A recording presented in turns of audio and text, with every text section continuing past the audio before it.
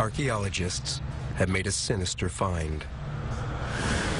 The skeletons of over 100 newborn babies thrown into a Roman sewer. Who killed the babies of Ashkelon and why? To solve the mystery, scientists have used contemporary crime investigation techniques, including DNA testing. The story they investigate is a murder mystery nearly 2,000 years old. A tale of sex, death, and infanticide.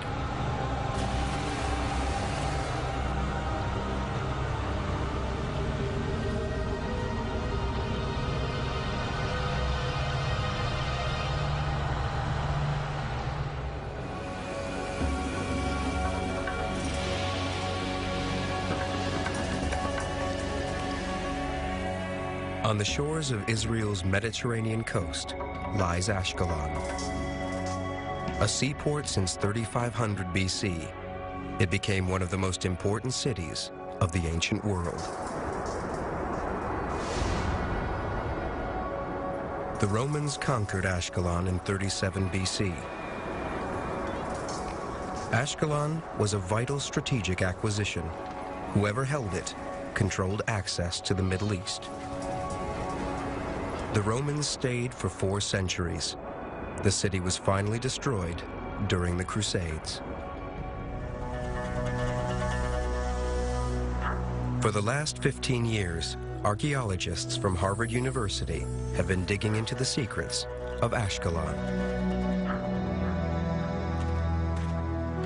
Ross Voss made the most intriguing find yet, the mass burial of babies in the city's sewer.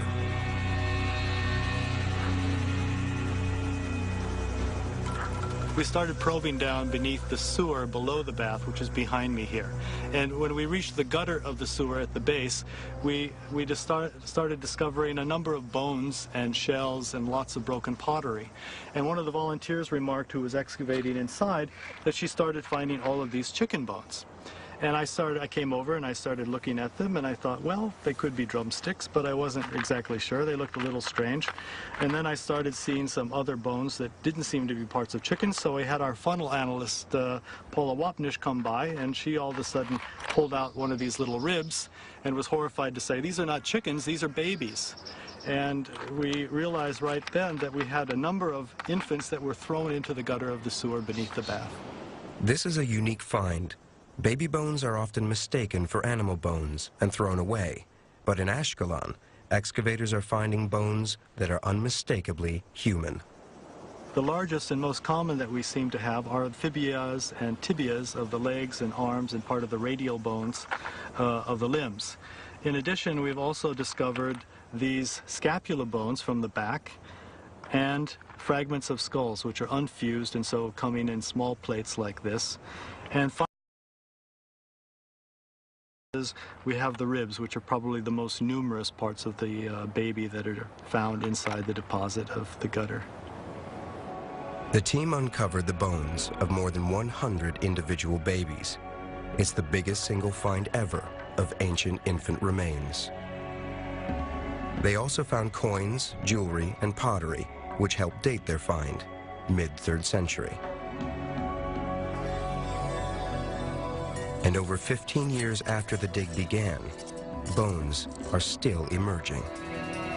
And right now, as I remove some of the rubble, I see a few small bones, which are parts of a rib of one of the infants. I've got maybe an arm bone here. So it's very rich in remains. Voss and his team discovered the bones while excavating this sector on the slopes by the sea. First, they uncovered a small bathhouse. It had a hot pool and mosaics, like all Roman public bathing places. Then they dug beneath and discovered the position of a major sewer. On my left, there's a large underground sewer. It continues to the north and makes a very sharp right turn and goes before me here. At the base of the sewer, we have the gutter which contained the baby bones beneath the bathhouse.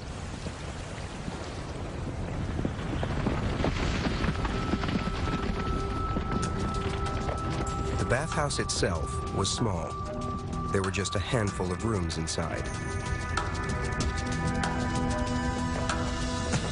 It probably had 2 stories and a tiled roof, like many buildings in this once grand city.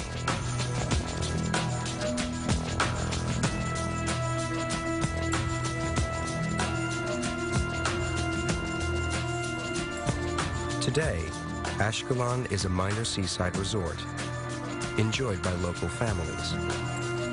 But in the 3rd century AD, when the babies died, it was a powerful seaport, a stronghold for Rome.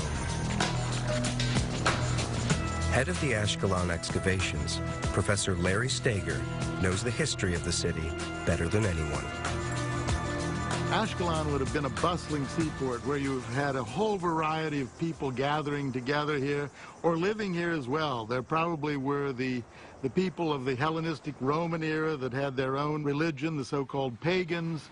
There had been small communities of Jews, small communities of the early Christians, but coming and going all the time would have been the sailors, would have been the merchants. Ashkelon was highly developed at that time because Rome took an interest in it and wanted to see it thrive as a great seaport.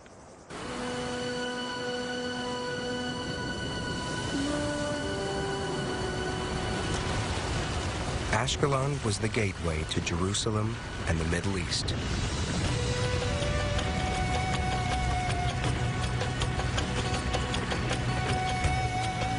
Pilgrims and sailors came ashore here.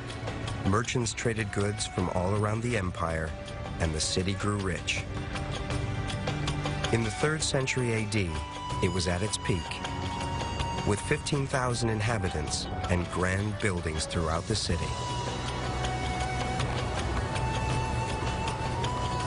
A great forum ran across the center, leading towards the theater. A massive basilica ran east-west towards the sea, and overlooking it on the hillside were villas for Ashkelon's rich. Beyond the villas were poorer districts, and it is here that the archaeologist's bathhouse stood. Like all bathhouses, it was a popular place for socializing.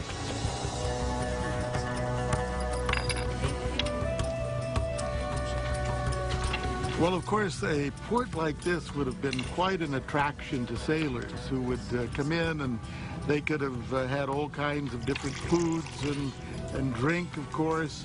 They might have involved themselves in gambling. We find dice, you know, in different places at the site.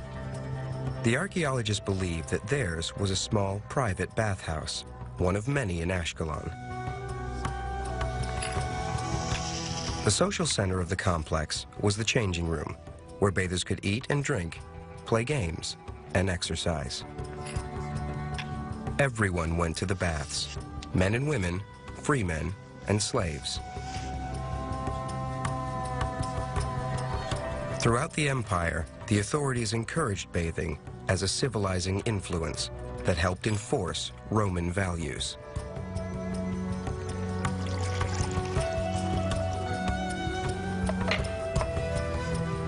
But some bathhouses had a rather dubious reputation. Men might meet their mistresses there or find prostitutes. So why were there baby bones in the sewer beneath this building? What was the link between the bathhouse and the dead infants? The mystery now had the archaeologists in its grip. This is a unique discovery. Archaeologists always want to have something new that has never been seen before, try to understand some kind of mystery, because this then becomes a mystery. What are all the babies doing in the gutter and just thrown in like trash instead of you know, having a nice burial? And we didn't know exactly what was the cause of all this. Could it be an epidemic that raged through the city and everyone was forced, like in the plague, to just dispose of bodies as quickly as possible? Voss took the bones to Jerusalem for forensic analysis to find out how the 100 babies died, whether it was plague or massacre or murder.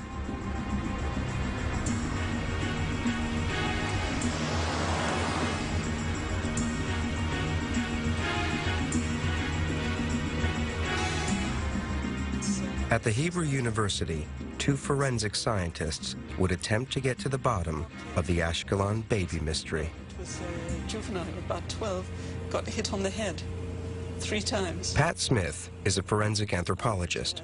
By looking at bones, even those thousands of years old, she can work out the cause of death. It's got some interesting... She does the same work as a pathologist, but with skeletons, not corpses.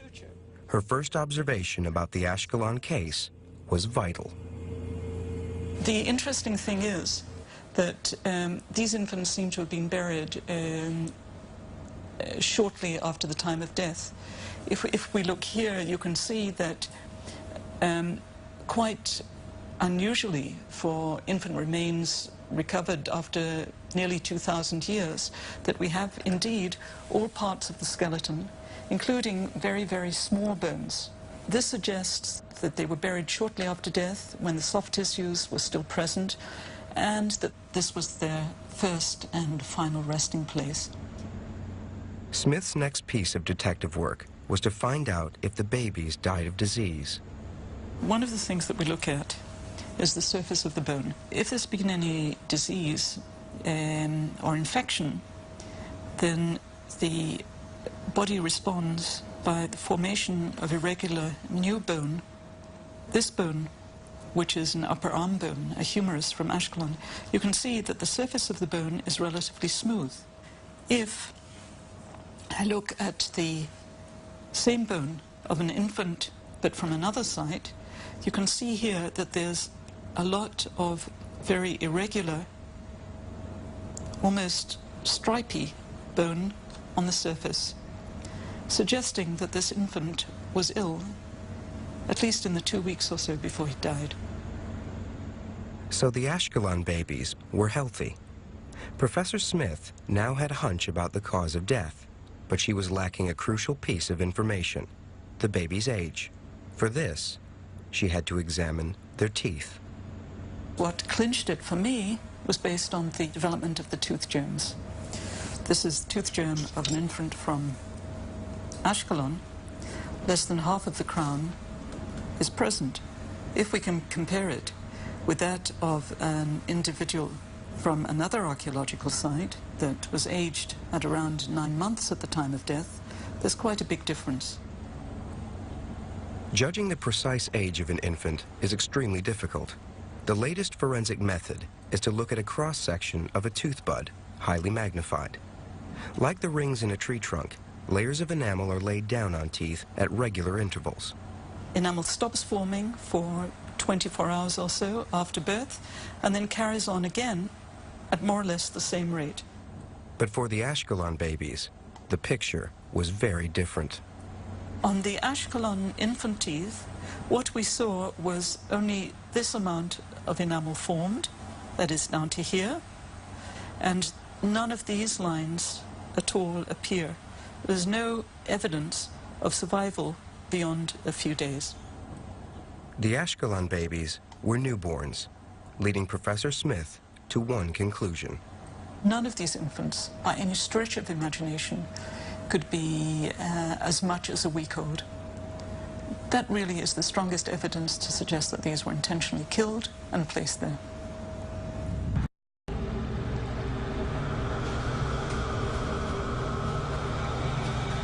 The fact that all the infants were so young is crucial. According to anthropologists, when mothers kill their infants, it is almost always within the first few days of life, before the maternal bond becomes too strong.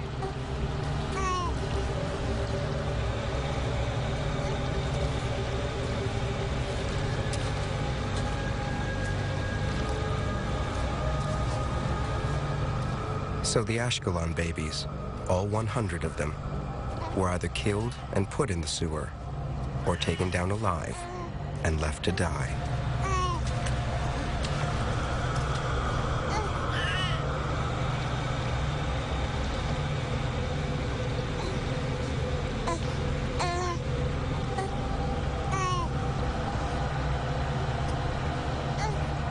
It is the best forensic evidence ever found for the ancient practice of infanticide, a form of population control.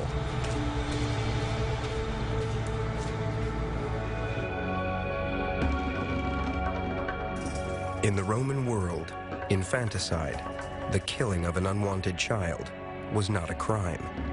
It was a form of birth control. Newborn babies who were sickly or simply unwanted were abandoned. The Romans, cultured in so many ways, could be brutal when necessary.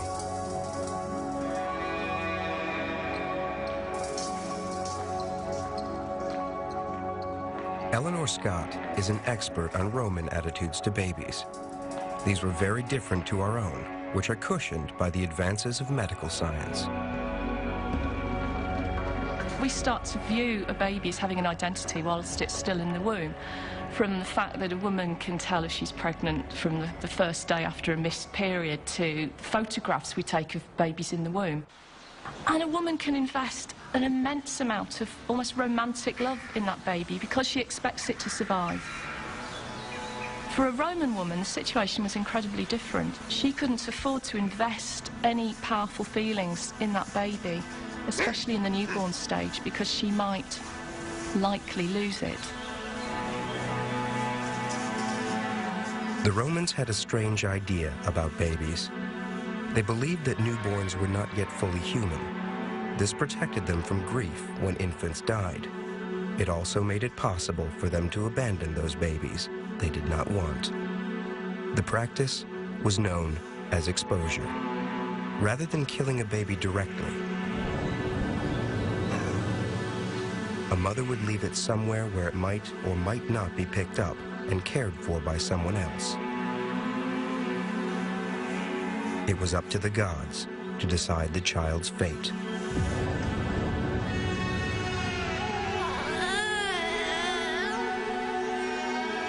But in the Ashkelon case, it was very different.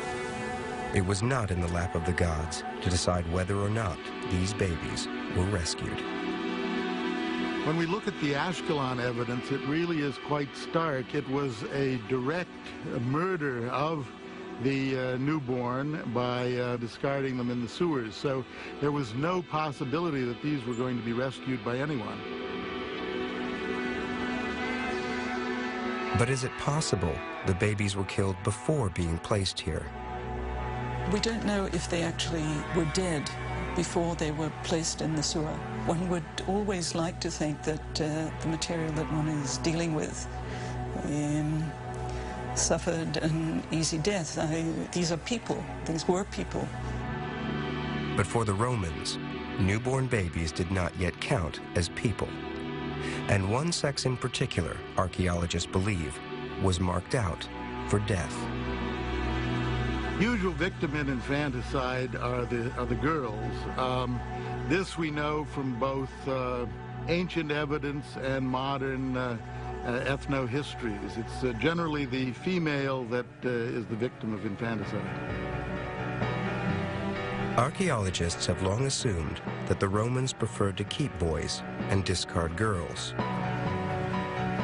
But it is a belief based on very little evidence. Chiefly, one letter, written in 1 BC from a man called Hilarion to his pregnant wife, Elise. There are a few references to killing baby girls in classical literature, but there is no real forensic evidence. Hilarion is away from home on business and writes to Elise, "Warmest greetings. Know that we are still in Alexandria, and do not worry if the others return without me. I beg and beseech you to take care of the little child, and as soon as we receive our wages, I'll send him to you. If, and good luck to you, you give birth before I return, if it's a boy, let it live. If it's a girl, expose it."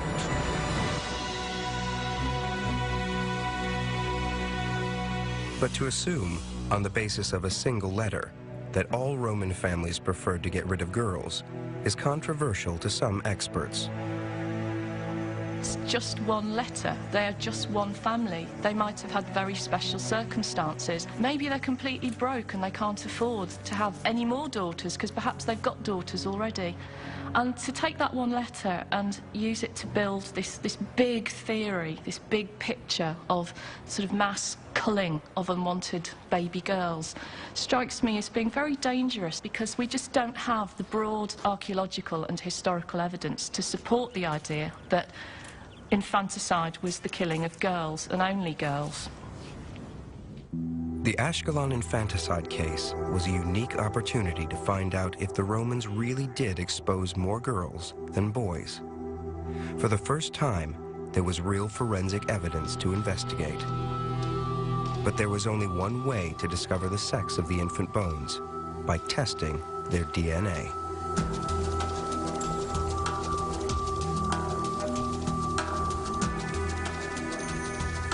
Ancient DNA research has revolutionized archaeology. The secrets of the long dead can now be investigated scientifically. But it is difficult and sometimes controversial work. Dr. Andrew Merriweather is one of the world's leading ancient DNA experts. There's no way of knowing really when you get a bone whether it's going to have DNA in it or not. And even if it's recovered, very often it may be fragmentary. It may only give you a small part of an answer that you're looking for. The DNA of every individual, alive or dead, is unique. It is the blueprint for our sex, appearance, our susceptibility to disease, perhaps even our personality. And it is present in our every cell. Within each cell's nucleus are chromosomes. Within these is our DNA, a chemical consisting of two interlocking strands of molecules. The molecules are organized into sequences called genes, and each gene determines who we are and what we look like. When we die, much of our DNA gets destroyed, but in bones and teeth, it may remain, although fragmented, for thousands of years. Ancient DNA researchers have recently made a breakthrough. They can now test infant bones to discover their sex. Normally when you want to sex a skeleton and find out if it's male or female, you would look at the pelvis, you might look at the shape of the jaw, but those things all get that shape after puberty, and so it's not present in infants, and you can't tell a difference between males and females from a skeletal perspective. But when you look at the DNA, those differences are there at birth, and we can tell that from ancient DNA from infants or from anyone. Every human being carries 23 chromosome pairs, and the 23rd defines our sex. An X, accompanied by the smaller Y, means the person is a male. Two X's identify the individual as female. Unlike the shape of an infant bone, it's unmistakable.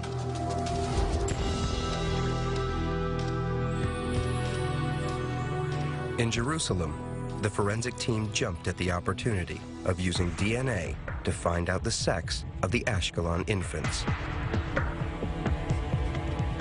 It would be the first real evidence about the sex of Roman infanticide victims.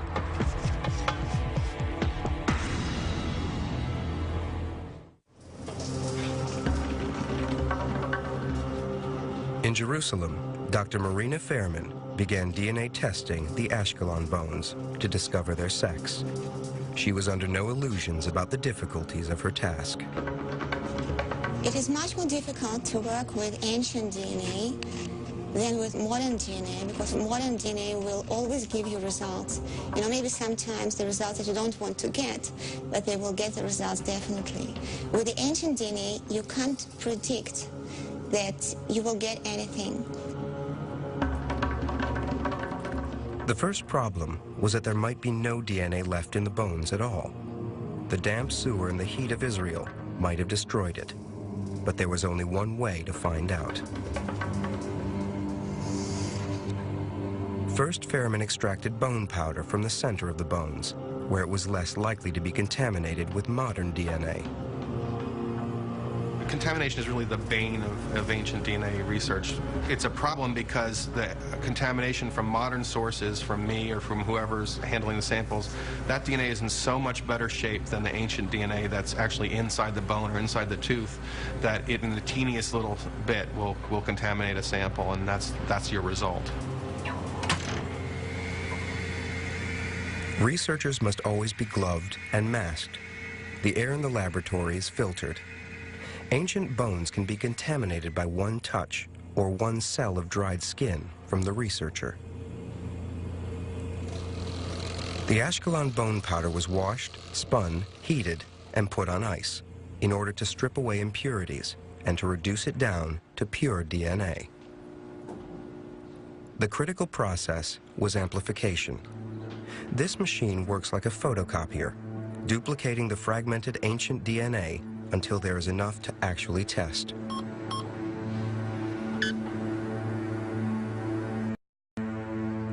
The final stage was electrophoresis, which translates DNA into a readable result. Samples of DNA, colored blue, are put on a gel. An electric current drives it through the gel, and then the results are viewed under ultraviolet light. Fairman could now tell whether the DNA was male or female, according to the number of bands each sample made on the gel.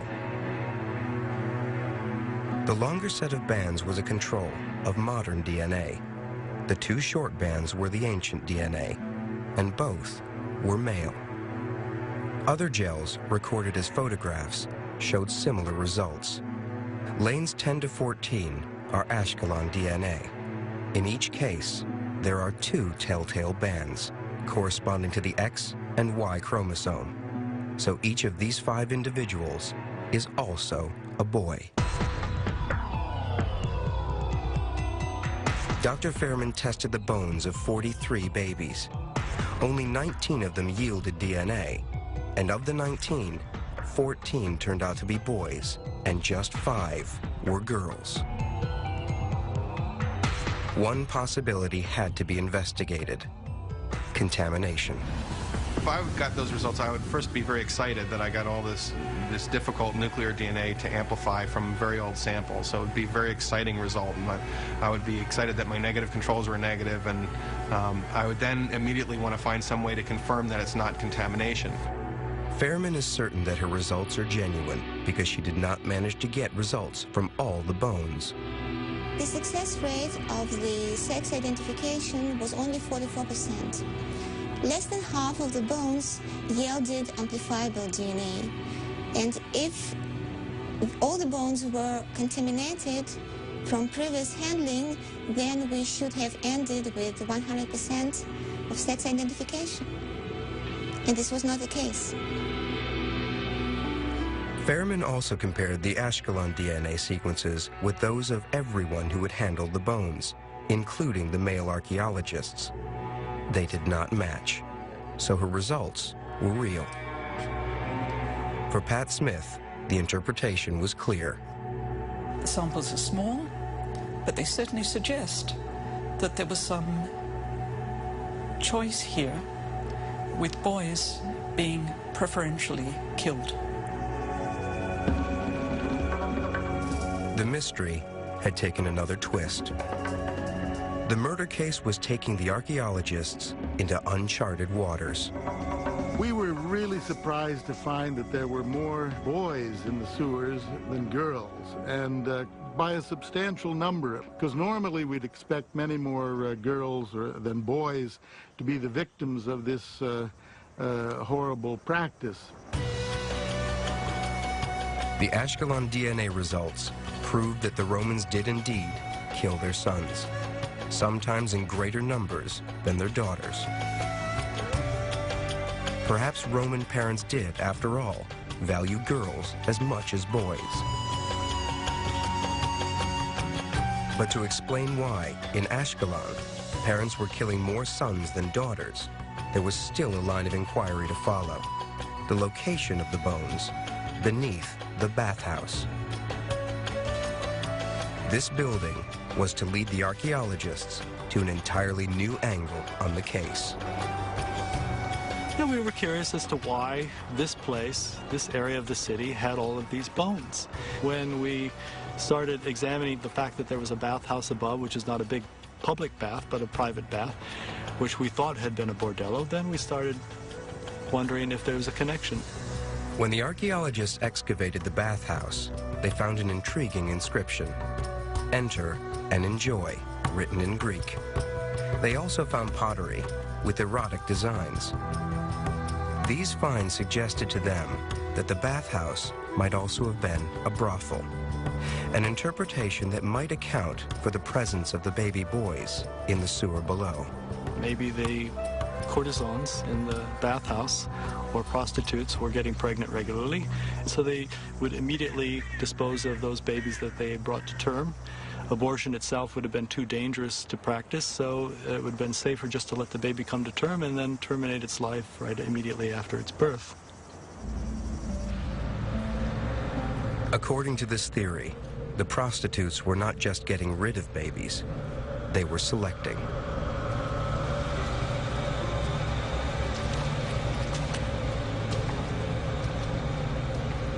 Boy babies were thrown away because they were not as useful.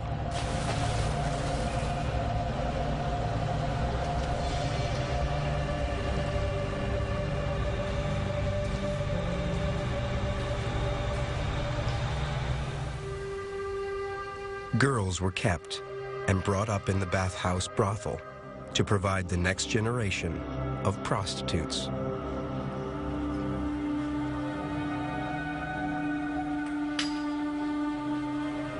So perhaps this is the secret that Ashkelon has concealed for the last 2,000 years. A secret that would shed light on something central to Roman culture: prostitution. Naples, in southern Italy. Tom McGinn is an expert on Roman prostitution. He paints the darkest picture of this world, a sex industry based on legal slavery. Slavery made it all the easier to compel women and men to prostitution. Slavery meant complete ownership by one person of another, and that meant ownership of that person's body. The other factor worth mentioning with regard to the exploitative nature of Roman prostitution is the extreme variation of wealth and poverty in the Roman world. Most people were desperately poor, and many people were driven to prostitute themselves or family members, such as parents prostituting children. They simply had to do it, they felt, in order to sustain life. McGinn is traveling to the one place in the world where evidence of the Roman sex industry remains intact: Pompeii. Perhaps this site will help us judge the truth of the Ashkelon prostitution theory.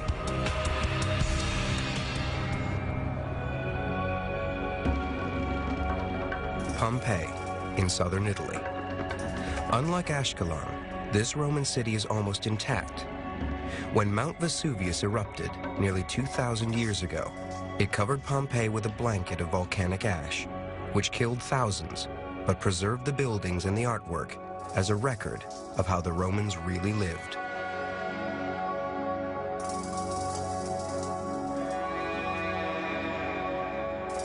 Throughout the summer months, thousands of tourists of every nationality flood the city streets. One aspect of Roman life draws them like no other: sex. The Romans were not embarrassed by sexuality. It was something to be admired, not covered up. Right, there's the big salami, and the left, money. That's God Priapus of there. I remember you that that's God of the fertility, procreation, abundance, and fortune. It's not an erotic sign. What you're looking at, it's a God.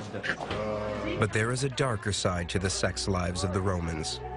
Court records tell a story about a woman called Theodora, who sued the murderer of her prostitute daughter. Theodora was a woman whose daughter a prostitute, had been murdered by one of the town councilors of Alexandria. At his trial, she says to the court that by murdering her daughter, he had robbed her of her livelihood. This is why I gave my daughter to the pimp, so that I would have a means to living. It's left to the prefect to express sympathy for the plight of the daughter. Theodora is more concerned with the impact of this situation on herself. Clearly, some Roman mothers did prostitute their daughters, as the Ashkelon archaeologists suspected. But will their theory of a combined bathhouse brothel stand up to the architectural evidence of Pompeii? The city's star attraction is its uniquely well-preserved brothel. If the Ashkelon bathhouse was also a bordello, it would have to look something like this. On the ground floor are 5 cubicles, 3 on that side, 2 on this side, with a latrine all the way in the back. There are 5 more rooms upstairs. The evidence which makes this practically certain to be a brothel are, first of all, the stone beds, which you find in cubicles on the ground floor, stone beds with stone pillows in each one of these 5 cells. On the walls, there was found over 120 examples of erotic graffiti, including the names of clients like our friend Victor here. In addition to names of clients and of prostitutes, we have prices for an act of prostitution. Various sexual services are recorded. We've also got the testimonials by clients as to their satisfaction with the services provided in this place. In the eyes of experts, no Roman building can be considered a brothel unless it has small cubicles like these, ideally with stone beds. But this place is packed with other evidence, including drawings. There are a series of pictures above the entrances to the cubicles, most of which depict, in a rather explicit way, sexual acts. They are presented in a setting, however, of luxury, which contrasts starkly with what we can reconstruct of the arrangements in the cubicles themselves, which are Spartan to say the least. Stone beds, stone pillows, with a thin mattress thrown over them. You can't get any different from the depictions you find in the erotic art, which market not just sex in a sense, but a fantasy of sex to the client, of low status himself, who could only aspire to the sorts of things that he saw in the art. Here we can reconstruct every aspect of Pompeii's sex industry, the psychology of its clients, even the detail of price, thanks to graffiti. The graffiti show us a number of prices, the most common of which was 2 asses. An ass was a small copper coin, and 2 asses was the price of a flask of cheap wine, suggesting that this was not an upmarket venue for the sale of sex. In fact, the prices recorded at Pompeii are among the lowest we have for the entire Roman world. Made in every part of the Roman city. Prostitution was not illegal. In fact, some town councils levied a tax on it. Many buildings, bars, hotels, taverns, and bathhouses doubled as brothels. But to do that, they needed a particular architecture. In Pompeii, there is a building which some experts argue was a combined bathhouse brothel, so it may be the model for Ashkelon's. It is called the suburban bathhouse. This is the changing room of the baths, where bathers left their clothes when they went off for their bathing ritual. On the walls were once lockers for clothes, and above each locker space is an erotic drawing, very much like those in the brothel.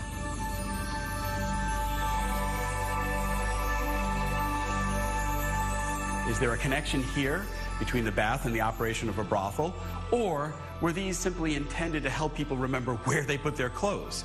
Or were they simply intended to make people laugh because the sexual situations depicted are so over the top? If there was a brothel here, it would be upstairs, above the baths. This level of the bath complex contains some small rooms, a series of small rooms that could have been used as cubicles by prostitutes and their clients. We lack the inset stone beds we saw in the brothel, which adds up to the fact that this could have been a brothel, but we lack final proof. In Ashkelon, there is much less evidence to examine. So will the archaeologists be able to prove that their bathhouse also doubled as a brothel?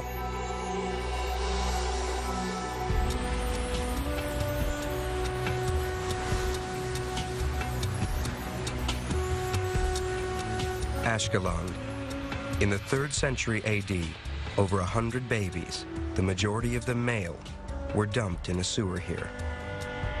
Attempting to solve this mystery has forced the archaeologists to confront the dark reality of Roman life, the routine killing of unwanted children.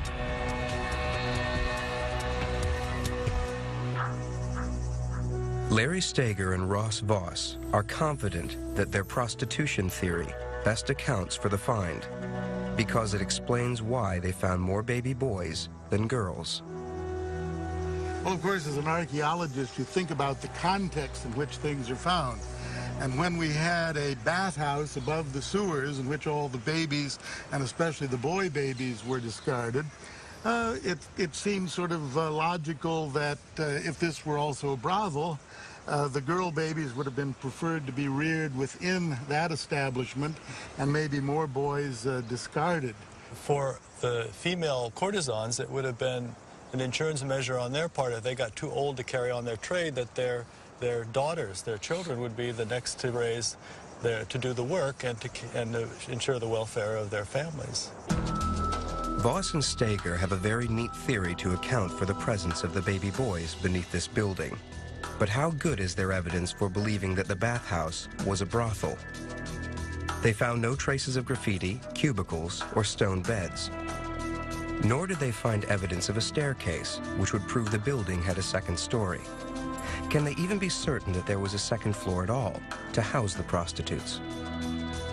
I don't think there's any doubt that they had at least 2 stories, maybe 3 in most of these buildings in the Roman period. They have quite substantial foundations and would have been easy to build up to that kind of height. So that's probably where they were living, above and around this particular place. The problem is that in Ashkelon, the archaeologists are dealing with a totally different state of preservation to Pompeii. The city was destroyed in the 12th century, and its ruins looted, so there is much less evidence for them to work with. But Steger and Voss do know that their bathhouse was small, smaller than the suburban bathhouse in Pompeii. So could such a small building accommodate enough prostitutes to produce over 100 babies? Well, it's quite a large number of babies, there's no doubt about that. But I think that one thing we have to take into consideration is just how long this place was in operation, and it could have been well over a century. So if you're talking about over 100 years, I imagine, a few dozen prostitutes coming and going could produce quite a number of illegitimate children. So this bathhouse brothel may have been functioning long enough to account for so many babies. But there is another problem for the prostitution theory. Brothel prostitutes were at the very bottom of the sex industry hierarchy. They were slaves, and as such, did not have the right to dispose of their own children.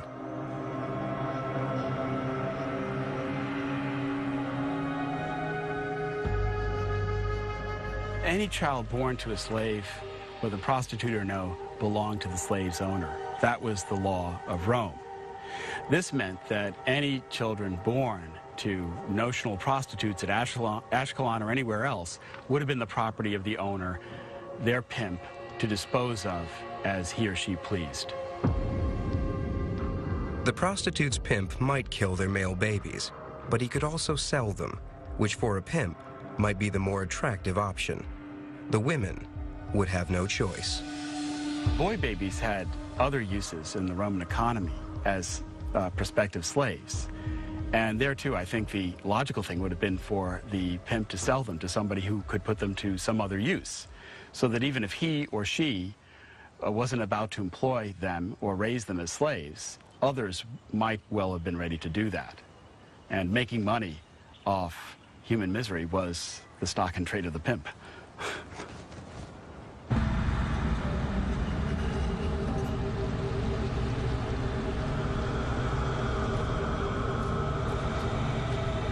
Perhaps prostitution is not the answer to the mystery. Perhaps it's something simpler, and the clue is the sewer itself. The excavators have suggested that these babies were thrown or taken into a sewer, a deep, dark place where there was no way out. No one was ever going to come along and find these babies, and that to me suggests that perhaps they were already dead. It could be the place where stillborn babies or babies who had died at or around the time of birth were taken.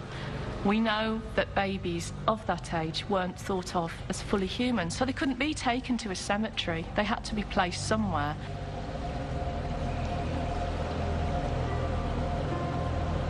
So could it be that these infants died a natural death? And this was, for their mothers, a normal place to put them.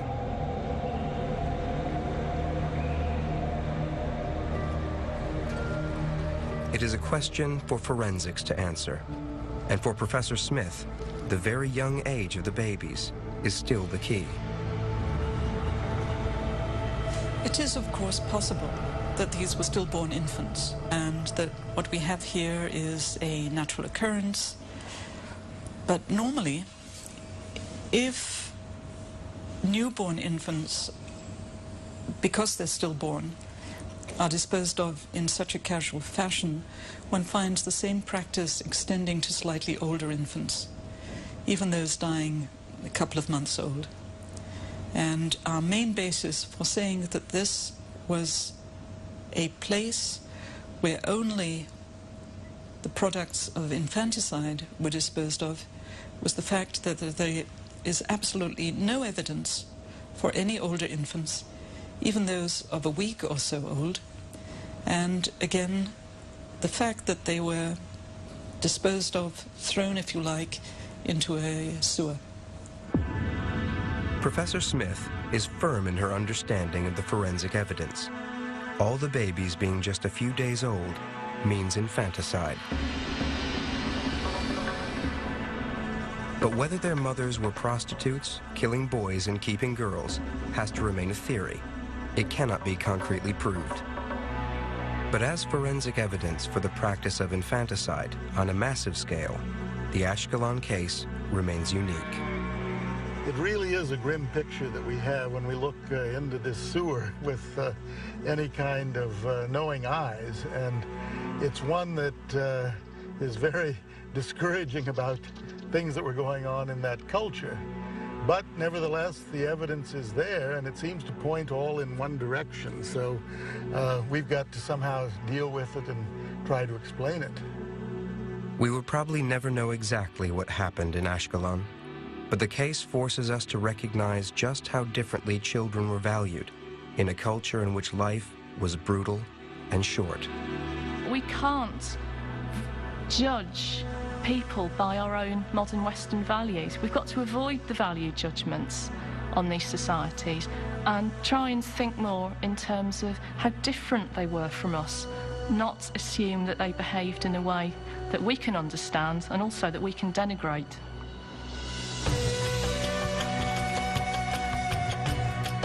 A 100 years after Ashkelon, the Emperor Constantine converted to Christianity, and the practice of infanticide was banned.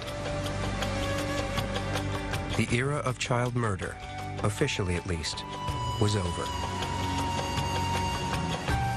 But for the 100 children left in the sewer, it came too late.